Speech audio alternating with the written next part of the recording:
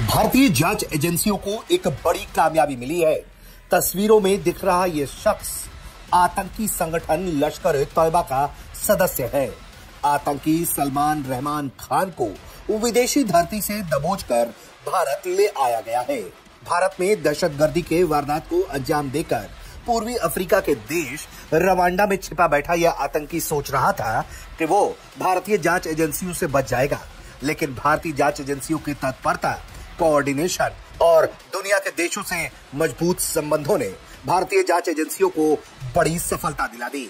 Salman Bengaluru jail आतंकवादी षड्यंत्र मामले में आरोपी है। इसके साथ एक बड़ी खबर ये है कि इंडिया का मोस्ट वांटेड सलमान खान, जिसे जो लश्कर ए तैयबा का कोई लीडर कहा जाता है, उसे अफ्रीका से अरेस्ट किया गया। ना सिर्फ अरेस्ट किया गया बल्कि इंडियन गवर्नमेंट अपने कंट्री में लेकर आई है। ये बहुत बड़ी अचीवमेंट है, इसके ऊपर बात करेंगे। और डॉक्टर जयशंकर ने बड़ी सख्त एक ट्वीट की है पाकिस्तान के हवाले से। जारी बात है क्योंकि इंडिया का मौक़िफ़ ये है कि पाकिस्तान जो है उसने नॉन स्टेट एक्टर्स जिसमें लश्कर ए तैयबा जैसे जो मिलिटेंट्स हैं उनको भेजा और हमले करवाए, और वो पाकिस्तान को जिसे कहते हैं ना कि एपिसेंटर ऑफ टेरर इंडिया कहता है। तो जयशंकर ने उस हवाले से आज एक ट्वीट की है। उस ट्वीट में उन्होंने कहा है कि नेवर फॉरगेट नेवर फॉरगिव। इसका मतलब यह है कि हम आपको भूले नहीं हैं, हम आपको भूले नहींगे और हम ना आपको माफ करेंगे।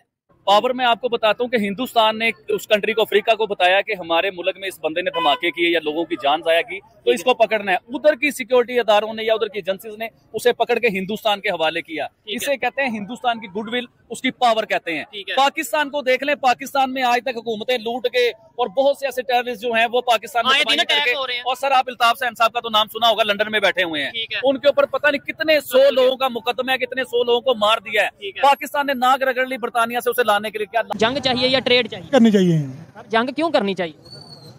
जंग उनके साथ इसलिए करनी चाहिए कि वो हमारे दुश्मन है। आप ये देखें, आज भी ये सोच मौजूद है और ये बहुत से लोगों में। आप क्या कहना चाहेंगे? नहीं, कम्प्रोमाइज मैं तो कहता हूँ कम्प्रोमाइज में जो वक्त लग जाए वही बेहतर होता है। लेकिन भाई वो नहीं ना कम्प्रोमाइज करते हैं हमारे साथ। लेकिन इसमें कम्प्रोमाइज कश्मीर है ना, वो आज तक कम्प्रोमाइज किया उन्होंने?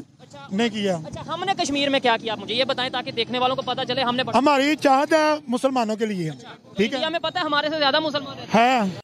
हेलो दोस्तों, जैसा कि आपने हाईलाइट में देखा, एनआई के आतंकी गतिविधियों में शामिल शख्स सलमान खान को इंटरपोल ने चैनलों के जरिए रवांडा से भारत वापस लाया। केंद्रीय एविडेंस ब्यूरो सीबीआई के ग्लोबल ऑपरेशन सेंटर आतंकवाद से जुड़े मामलों में सलमान रहमान खान को रवांडा भारत वापसी के लिए एनआई इंटरपोल राष्ट्रीय केंद्रीय ब्यूरो किगाली के साथ कोऑर्डिनेट किया है। राष्ट्रीय जांच एजेंसी ने आपराधिक षड्यंत्र, आतंकवादी संगठन के सदस्य होने और आतंकवादी की संगठन के सहायता प्रदान करने के साथ साथ शस्त्र विस्फोट पदार्थ अधिनियम के संबंधित अपराधी में दोषी पाया गया। अंतर्राष्ट्रीय स्तर पर प्रतिबंध आतंकवादी संगठन लश्कर तैयबा एलआईटी के सदस्य होने के कारण इसने बेंगलुरु शहर में आतंकवादी गतिविधियों को आगे बढ़ाने हेतु हथियार, गोला बारूद एवं विस्फोट उपलब्ध कराने की सहायता की थी। बेंगलुरु शहर में वाइबल पुलिस स्टेशन के में एक एफआईआर दर्ज भी कराई गई थी। तो चलिए देखते हैं कि पाक मीडिया इस पर क्या रिएक्शन देता है और उनका क्या कहना है इस वीडियो के बारे में। इंडिया में 26/11 हुआ, बम्बई अटैक हुआ। बड़ी मैं जबरदस्त बात बताने वाला हूँ। 20 साल ऑलमोस्ट हो गए, 19, 20, 21, 22 साल हो गए हैं। आज भी वो नहीं भूले। वो कहते हैं जहां पे भी जो उसमें इन्वॉल्व थे, जहां पे भी होंगे हम पकड़ के लाएंगे और सजा देंगे, घर में घुस के मारेंगे जहां पे भी मिलेगा। उन्होंने ना सिर्फ कहा अफ्रीका में उन्होंने एक सलमान खान नाम का टेररिस्ट है, बहुत बड़ी ये खबर है, ठीक है, उसे अफ्रीका की किसी कंट्री में अरेस्ट किया गया और अरेस्ट करके कहाँ लाया गया? इंडिया में पहुंचाया गया। जो साहब इसे कहते हैं पावर। पावर में आपको बताता हूँ कि हिंदुस्तान ने उस कंट्री को, अफ्रीका को बताया कि हमारे मुल्क में इस बंदे ने धमाके किए या लोगों की जान जाया की, तो इसको पकड़ना है। उधर की सिक्योरिटी अदारों ने या उधर की एजेंसीज ने उसे पकड़ के हिंदुस्तान के हवाले किया। इसे कहते हैं हिंदुस्तान की गुडविल, उसकी पावर कहते हैं। पाकिस्तान को देख लें, पाकिस्तान में आज तक हुकूमतें लूट के और बहुत से ऐसे टेररिस्ट जो हैं वो पाकिस्तान में करके, और सर आप अल्ताफ हुसैन साहब का तो नाम सुना होगा, लंदन में बैठे हुए हैं। उनके ऊपर पता नहीं कितने 100 लोगों का मुकदमा है, कितने 100 लोगों को मार दिया है। पाकिस्तान ने नाक रगड़ ली बरतानिया से उसे लाने के लिए। क्या ला सके हो आप बरतानिया से? रोजाना उसके इंटरव्यू आते हैं, रोजाना उसकी बातें सुनने को मिलती हैं। इवन कि उसकी पार्टी को भी बैन कर दिया गया है, लेकिन हमारे अंदर जुर्रत नहीं है अल्ताफ हुसैन को पाकिस्तान लाने की। तो हिंदुस्तान की पावर और दुनिया से तल्लकात, ये देखें कि वो कितना बड़ा टेररिस्ट अपने मुल्क में लेके आए, तो ये अचीवमेंट है भाई। और उनके लोगों के क्या दिलों को ठंडक पहुंचेगी चीज को देखिए। ठीक हो गया। वालेकुम सलाम। आपका नाम? मोहम्मद शुएब। क्या करते हैं शुएब भाई? पेंट का काम। पेंट का काम करते हैं। मुझे ये बताएं, इंडिया से जंग चाहिए या ट्रेड चाहिए? ट्रेड का क्या मतलब है? यानी तजारत, बिजनेस, कारोबार। कारोबार पाकिस्तान में नहीं है बिल्कुल। नहीं, नेबर के साथ, इंडिया के साथ क्या करना चाहिए? जंग करनी चाहिए? करनी चाहिए। जंग क्यों करनी चाहिए? जंग उनके साथ इसलिए करनी चाहिए कि वो हमारे दुश्मन है। आप ये देखें, आज भी ये सोच मौजूद है और ये बहुत से लोगों में। आप क्या कहना चाहेंगे? नहीं, कम्प्रोमाइज, मैं तो कहता हूँ कम्प्रोमाइज में जो वक्त लग जाए ना वही बेहतर होता है। लेकिन भाई वो नहीं ना कम्प्रोमाइज करते हैं हमारे साथ। लेकिन इसमें कम्प्रोमाइज कश्मीर है ना, वो आज तक कम्प्रोमाइज किया उन्होंने? अच्छा, नहीं किया। अच्छा, हमने कश्मीर में क्या किया? आप मुझे ये बताएं ताकि देखने वालों को पता चले। हमारी चाहत है मुसलमानों के लिए। ठीक है, इंडिया में पता है हमारे से ज्यादा मुसलमान है, लेकिन जब हम जंग करेंगे ना फिर वो हमारे साथ होंगे। अच्छा, यानी अगर हमारी इंडिया से जंग होती है तो वहाँ के मुसलमान हमारे साथ हो जाए। हाँ, सर मेरे ख्याल से अब जो सोच है वो बहुत बदल चुकी है। अब वहाँ के लोग वो अपनी कंट्री से मोहब्बत करते हैं। वक्त है हमें अपनी कंट्री से मोहब्बत करने का। और उसकी और वो देखें, उधर आटा पता है कितने रुपए किलो है? नहीं, 20-25 रुपए किलो। हमें इधर कितने का मिल रहा है? हमें बहुत महंगा मिल रहा है। ठीक है। उधर दूसरे नंबर पे अगर बात करें ऑयल, पेट्रोल की, जो आपकी बाइक में डलता है, वहाँ पे पता है कितने रुपए लीटर है? नहीं, वहाँ पे तकरीबन 80-90 के राउंड बाउंड है। यहाँ पे कितना है? यहाँ पे तो 250 के ऊपर से है। ठीक है, 300, 250, 200, 60-70 है। तो ऐसी सिचुएशन में क्या इंडिया के लोग या मुसलमान खास तौर पे जिनकी आप बात करें, वो चाहेंगे कि जी हमारे साथ मिलके वो ये करें?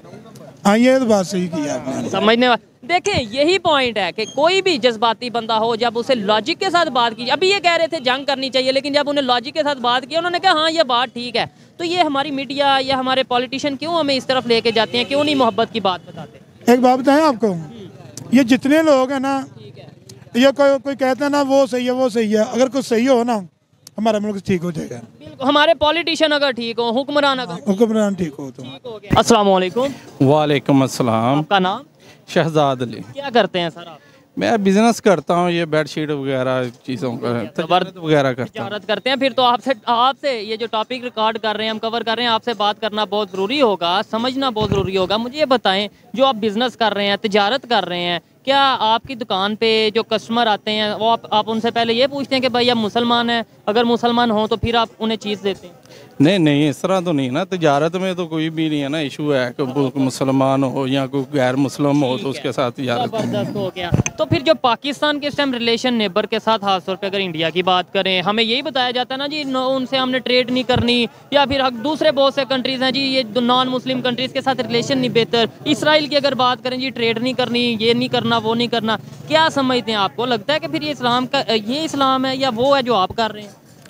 नहीं, बात ये नहीं है जिस तरह लोगों की सोच है कि यानी कि इस तरह नहीं चलता निज़ाम, क्योंकि जो आपने पास असलम ने भी तजारत की है, देखो उसमें कोई ये शर्त नहीं थी कि किसके साथ करना है, किसी के साथ नहीं करना। हक हलाल तजारत करें, कोई भी हो। मगर ये कि जो हम इस तरफ इस टाइम चल रहा है ना निज़ाम को, जो इसराइल जो फ़लस्तीन के ऊपर जुल्म कर रहा है, उसके बारे में अगर देखा जाए तो सिर्फ हम यही कहेंगे कि ये गलत हो रहा है। ठीक है, इसको तजारत के जरिए नज़रिए से देखे तो ये एक मुख्तलिफ यानी कि बात है। देखिए, वो एक जो जंग का माहौल है या वो मामला है वो एक अलग है, लेकिन हम उधर तो जाते ही नहीं इतनी दूर। हम बात करते हैं ये नेबर कंट्री अफगानिस्तान, खास तौर पे बात करते हैं ये नेबर कंट्री इंडिया की, उनके साथ हम क्यों नहीं तजारत कर रहे? क्या हमें उनसे फ़ायदा होगा? रिलेशन बेहतर करेंगे? देखें, एक तो आपस में जो उनसे नफरतें हैं वो कम होगी, दूसरे नंबर पर स्टेबिलिटी आएगी।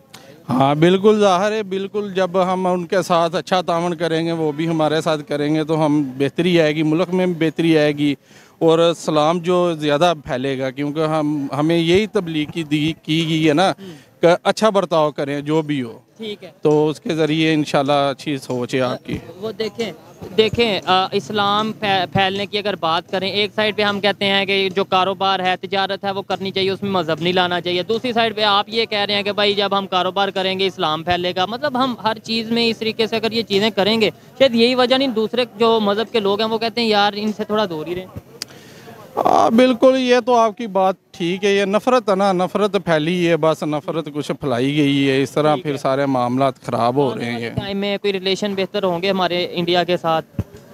दुआ गो है कि अच्छे तल्लक हों, कोई भी हो, ज़ाहिर है अपना मुल्क के बारे में सोचना चाहिए। जंग चाहिए इंडिया से या फिर सीधा सवाल, जंग चाहिए इंडिया से या फिर तजारत, बिजनेस? नहीं, जंग तो तिजारत तो जंग का ये मुख्तलिफ चीज़ है मेरी। आप बताएं ना, ये आप बताएं, आपको इंडिया से जंग चाहिए या तिजारत? नहीं नहीं, तिजारत बेहतरीन अच्छी है, क्योंकि ये जो अभी ये जंग ही है ना, को गरीब आदमी को रोज़गार नहीं मिल रहा है। अभी देखे ना, ऐसे ऐसे लोग हैं जो बिल्कुल यानी कि घरों में बैठने वाले थे, वो भी बाहर निकले हैं, उनको औरतों वगैरह हो गए, को बच्चे वगैरह हो गए। ये मामला सारे मुल्क के ख़राब हुए हैं, ये नहीं होना चाहिए। बहरहाल अब इंडिया ने इसकी जो 26/11 जो है, इसको उन्होंने इस पैमाने पे ले हैं कि उन्होंने इसकी जो इंटरनेशनल सिग्निफिकेंस है ना, वो बढ़ा दी है मुंबई अटैक्स के बाद। और उन्होंने इसको जो कंपैरिजन है वो सितंबर 11 के साथ करना शुरू कर दिया, कि जिस तरह उन्होंने कहा जी 9/11 हुआ, उन्होंने कहा जी 26/11। इंडिया ने इतना 26/11 कहा कि अब वो उनका वो कहते हैं जी हमारा 9/11 है। अच्छा, अगर पाकिस्तान में देखा जाए तो रोज़ाना की बुनियाद पे जब आर्मी पब्लिक स्कूल में पता नहीं कितने 100-150 बच्चे को शहीद कर दिया गया था, पाकिस्तान तो अपने केस को हाईलाइट नहीं कर सका ना। क्यों? इंडिया कहता है जी आपके यहाँ तो रोज़ होते हैं, हमारे यहाँ तो कभी कभी ये चीज़ हुई है, तो हमारा ये एक इंसिडेंट है, ठीक है। सो पाकिस्तान अपने ही मसले को इंटरनेशनलाइज करने में नाकाम रहा है। जितना हमें जितना एडवांटेज वो एक पॉलिटिकल या उस वक्त की सिचुएशन के हिसाब से एडवांटेज था, हमने उतना तो किया, लेकिन अदर देन दैट हमने कुछ भी नहीं उस मसले को किया। सो पाकिस्तान की तरफ से ये भी क्लेम आता है कि हम तो दहशतगर्दी से मुतासर हैं, और हम ही जो है मुतासर होने के बाद उसके बावजूद हम पे इल्ज़ाम है। और उसकी वजह यह है कि पाकिस्तान ने, ये जो रिसर्चर्स ये कहते हैं कि पाकिस्तान ने 2 ओपिनियंस रखी हैं। पाकिस्तान ने ये कहा है कि terrorist who operate on the western side of Pakistan border, they are bad terrorist, and the terrorist who operate on the eastern side on Kashmir on India, उनके हवाले से जो साइलेंस रही है ना, इसकी वजह से दुनिया ने एक हमारे बारे में इमेज रखा। फिर पाकिस्तान ने उन लोगों को भी छोड़ा जो वेस्टर्न बॉर्डर पे थे लेकिन प्रो पाकिस्तान थे या पाकिस्तान के साथ इंगेज थे, तो वो गुड तालिबान बैड तालिबान की जो अफगान तालिबान गुड तालिबान थे, और वो जो लोग थे जो या अफगान तालिबान में से कुछ ऐसे फैक्शन जो राब्ते में थे, तो पाकिस्तान अगर उनके खिलाफ एक्शन नहीं लेते थे, वो कहते थे ये गुड तालिबान, आप इनके खिलाफ क्यों नहीं लेते। सो पाकिस्तान के हवाले से ये जो 20-25 साल है, पाकिस्तान को as a supporter of the non state actor दुनिया ने देखा, जिसकी वजह से एक जो ओवरऑल इमेज है पाकिस्तान का, वो इस एंगल से बना है कि जी ये तो वो लोग हैं जो नॉन स्टेट एक्टर्स जो हैं वो हैं और नॉन स्टेट एक्टर्स को सपोर्ट करते हैं। सो मुझे ऐसा लगता है कि वो कहते हैं ना, ये चीज़ें मुझे that's what I believe, मुझे ऐसा लगता है कि ये चीज़ जो है इसने पाकिस्तान को डेंट डाला है। एंड और फिर पाकिस्तान के अंदर भी जो सब नेशनलिस्ट है, जैसे कि फॉर एग्जांपल आप देखें कि पश्तून नेशनलिस्ट हैं, जो बलोच नेशनलिस्ट हैं, उन्होंने भी पाकिस्तानी स्टेट के ऊपर क्वेश्चन मार्क लगाया। सो इंटरनल डिस्ट्रप्शंस भी आई हैं, एक्सटर्नल भी आई हैं, जिसकी वजह से एंड देन फिर इस दौरान जमहूरियत डेमोक्रेसी भी कमज़ोर हुई है। सो होता यह है कि 2 चीज़ें हैं, देखें, in case the political class would. दोस्तों, जैसा कि आपने वीडियो में देखा, एनआई के अनुरोध पर सीबीआई ने 2 अगस्त को इंटरपोल के इस शख्स के खिलाफ रेड नोटिस जारी कराया था। इस अपराधी को पकड़ने के लिए दुनिया के सभी कानून प्रवर्तन एजेंसियों को भेजा गया। इसके बाद Interpol national central law bureau Kigali के सहयोग में इस शख्स को रवांडा जियोपोलिस के लिए किया गया था। एनआई की सुरक्षा की टीम से 29 नवंबर को भारत वापस लाया गया। हाल ही में बरकत अली खान सीबीआई ने रेड नोटिस वाले शख्स को इंटरपोल के चैनल के माध्यम से सऊदी अरब के जियोलोकेट करने के सबसे सुरक्षा दलों के साथ उसी सऊदी अरब के वापस लाया गया। वह दंगों विस्फोट किए जाने वाले अपराध में दोषी पाया गया। इसके भारत में वापस लाने के लिए सऊदी की कॉन्वेंट किया गया। रेड नोटिस वाले शख्स को नाबालिग के साथ बलात्कार के उनसे अपराधों और मामलों मरकन पुलिस स्टेशन में पटम्बी में अपराधी केरल पुलिस के अनुरोध से सीबीआई के खिलाफ रेड नोटिस निकाला था। इंटरपोल नेशनल सेंट्रल न्यायालय के सहायता रेड नोटिस वाले व्यक्ति को सऊदी अरब में जियोलोकेट किया गया था। राष्ट्रीय जांच एजेंसी का आपराधिक साजिश करने, आतंकवादी संगठन सदस्य होने और गतिविधियों में शामिल होने, आर्म्स के एड विस्फोटक पदार्थ अधिनियम के धाराओं के तहत 2023 में सलमान के खिलाफ केस दर्ज किया था। लश्कर तैयबा के एलआईटी के सदस्य होने के नाते उसने बेंगलुरु सहित आतंकवादी गतिविधियों को आगे बढ़ाने में हथियार, गोला बारूद, विस्फोट उपलब्ध कराने में मदद की थी। तो दोस्तों, वीडियो कैसा लगा अपने राय कमेंट बॉक्स में जरूर दें। वीडियो पसंद आए तो लाइक सब्सक्राइब करना ना।